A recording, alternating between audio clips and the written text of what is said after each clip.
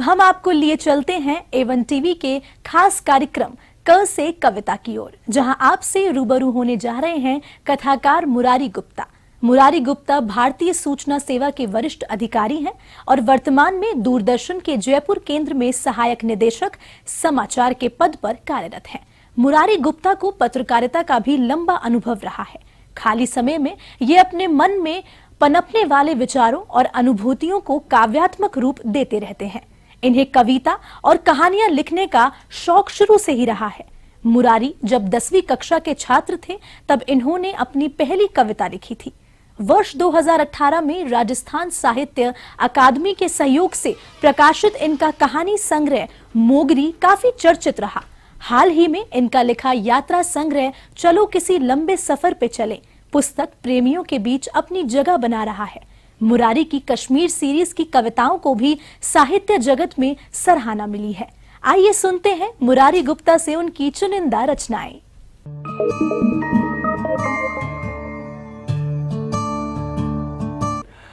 Avon TV के सभी दर्शकों को मेरा नमस्कार।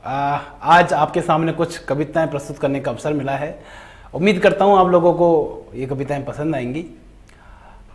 कविताएं बचपन से जुड़ी हुई हैं, कुछ माँ से जुड़ी हुई हैं और कुछ कविताएं कश्मीर सीरीज पर है। सबसे पहले शुरुआत करते हैं बचपन से, क्योंकि हमारी शुरुआत बचपन से ही होती है। तो इसका शीर्षक है उन दिनों।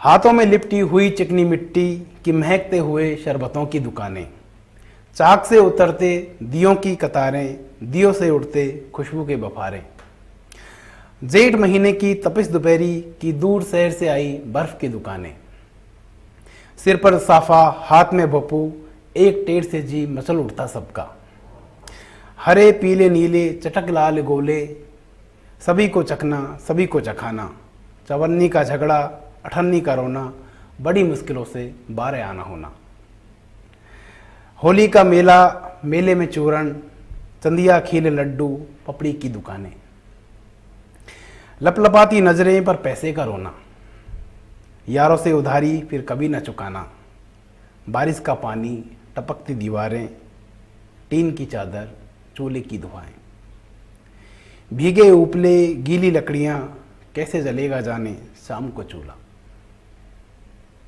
माँ की पेशानी पर चिंता का होना, माँ की पेशानी पर चिंता का होना, बेफिक्रे हम बारिश में छप छप, शाम को आते घर लौटकर तो माँ न जाने कहाँ से रोटियां तोड़ लाती,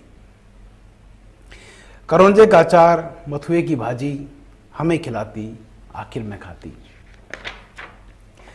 टटोले जरा तो अंतर को यारा, टटोले जरा तो अंतर को यारा, क्या जिंदा है माँ दिल में हमारे, वो नाजुक से लम्हे हंसी पल सारे, वो नाजुक से लम्हे हंसी पल सारे, घर के आंगन की मिट्टी में लिपटी शरारत की बातें बारिश की रातें,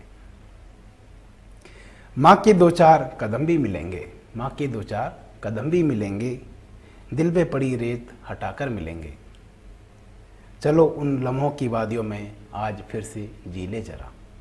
दोस्तों, अब एक कविता जो माँ के ऊपर है वो आपके सामने मैं प्रस्तुत करने जा रहा हूँ। उम्मीद है आपको पसंद आएगी।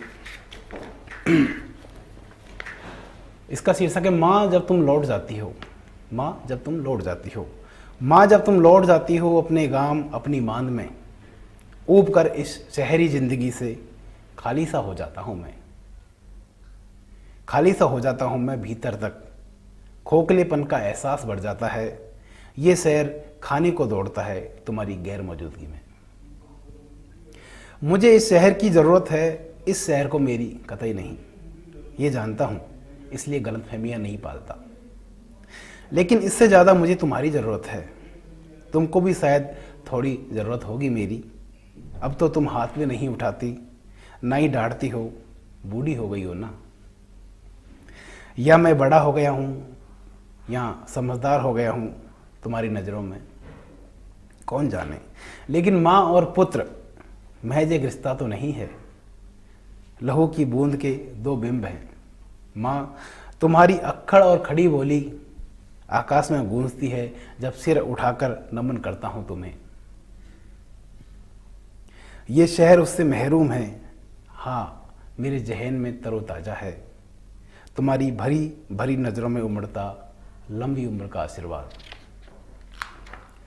दोस्तों, कुछ कविताएं मैंने कश्मीर पर लिखी हैं कश्मीर यात्रा के दौरान।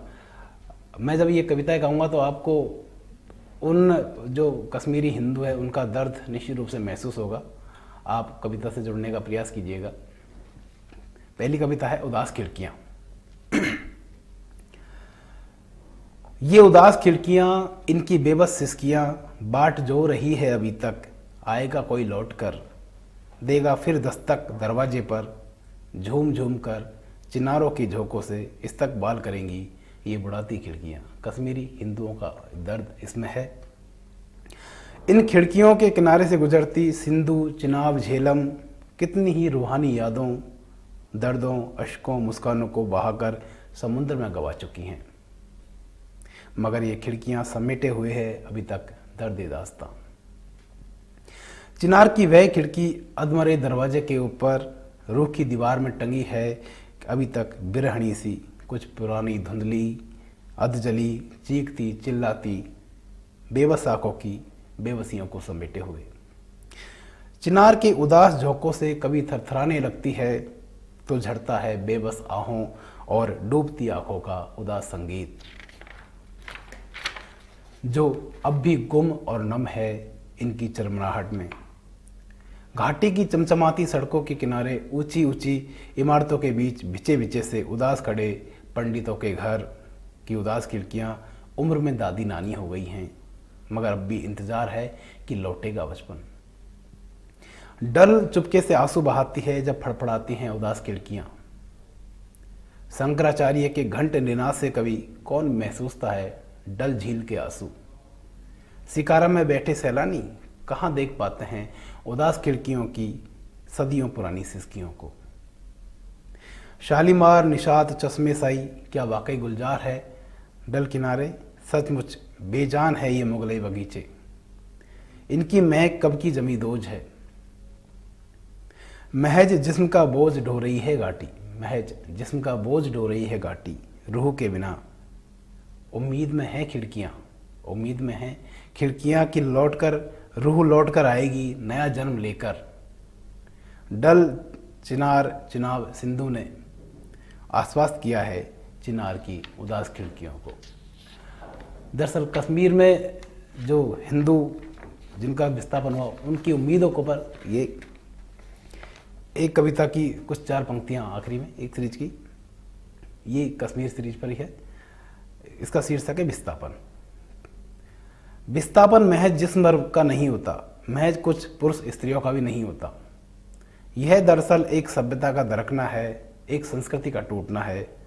विस्थापन सिर्फ घरों का उखड़ना भर नहीं है, इसके साथ उखड़ जाती है गर्भनाल जो उस माटी में गड़ी है सदियों से। उखड़ जाती हैं परंपराएं, रिवाजें, रस्में, दस्तूर और रोज की आदतें। विस्थापन महज भूगोल बदलना भी नहीं है, इसके साथ ही बदल जाता है इतिहास और नजरिया।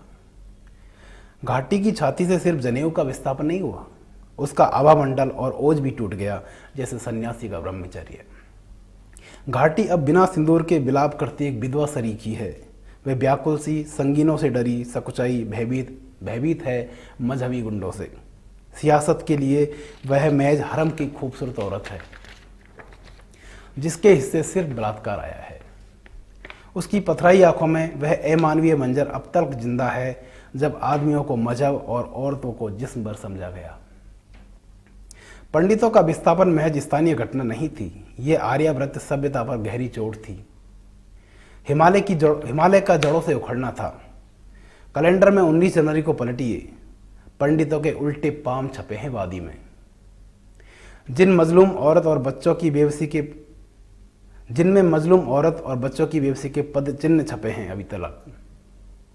वह बदनसीब तारीख आज भी जिंदा है, मगर अभी चिंता अलग है कि पंडितों की नई नस्ल जिनको वादी की सांस नसीब नहीं हुई, अपने घरों के बिखरे आंगन के दर्द को पहचानती हैं। एक सवाल है ये। इस नई नस्ल पर बहुत भार है। विस्थापन का बोझ उन्हें अपने कंधों पर ही उठाना है। दोस्तों, कश्मीर पर ये कुछ कविताएं थी मेरी। निश्चित रूप से इसका जो दर्द है आप तक पहुंचा होगा, उम्मीद करता हूं। आपने मेरी कविताएं सुनी, इसके लिए बहुत बहुत धन्यवाद।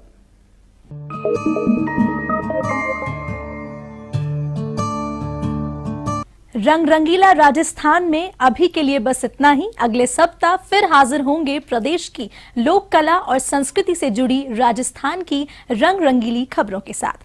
तब तक के लिए हमारी पूरी टीम को दीजिए इजाजत। नमस्कार।